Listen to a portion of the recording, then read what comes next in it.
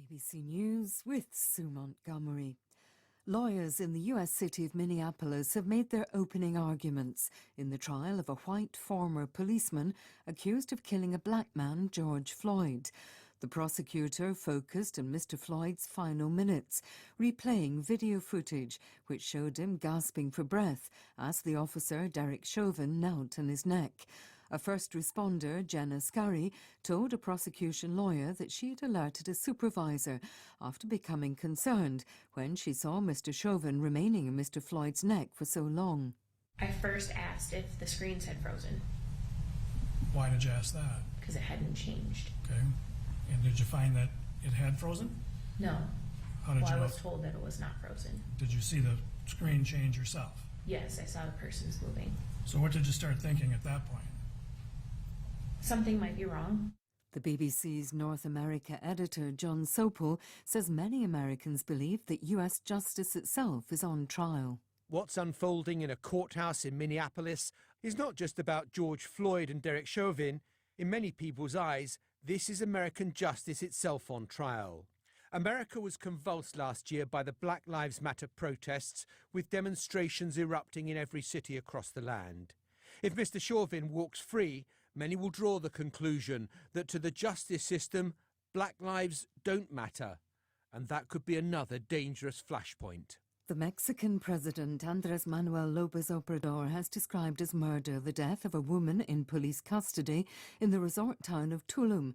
There's been outrage after footage surfaced of Victoria Esperanza Salazar, a migrant from El Salvador, crying out in pain as a policewoman pinned her to the ground with her knee.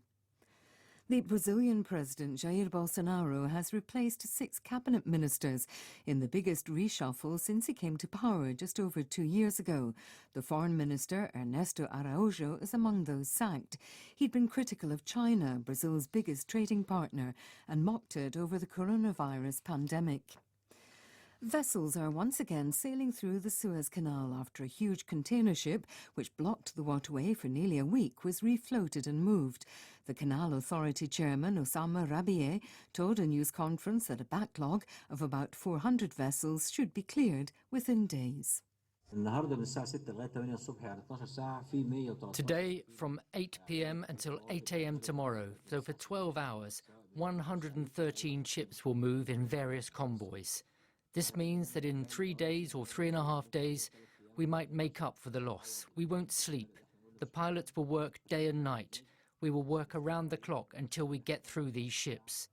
BBC News. France has reopened its embassy in Libya 7 years after French diplomats left the country as it collapsed into civil war. President Emmanuel Macron announced the move last week following talks with the head of Libya's new presidential council, Mohamed al-Manfi.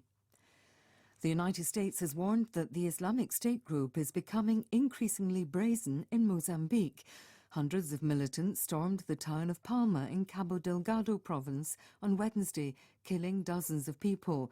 Jihadists claim to be in control of the town, but the situation on the ground remains unclear.